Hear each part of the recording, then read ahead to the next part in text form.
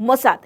ఏదైనా ఆపరేషన్ అనుకుంటే అది ఎన్నేళ్లైనా వెనక్కి తగ్గదు. దానికి best example operation Rath of God, Munich Olympics. అందరూ గేమ్స్ లో హడావిడిగా ఉన్నారు.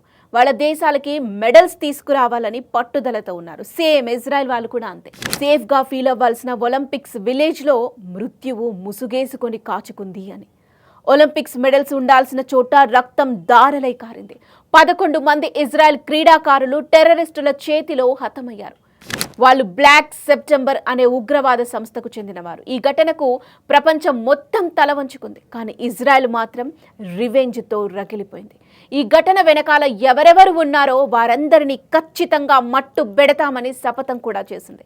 ఆపరేషన్ రాత్ ఆఫ్ గాడ్ మొదలైంది. ఒక్కో టెర్రరిస్ట్ కోసం ఒక్కో దేశంలో మొసాద్ ఏజెంట్స్ వేట మొదలు పెట్టారు. ఆ ఇన్సిడెంట్ జరిగిన 40 రోజుల్లోనే ఈ అటాక్ చేసిన ఫస్ట్ టెర్రరిస్టును చంపేసింది మొసాద్. అక్కడి నుండి నెక్స్ట్ 5 years బ్లాక్ సెప్టెంబర్ బ్యాచ్ను వేసేస్తూ వచ్చింది.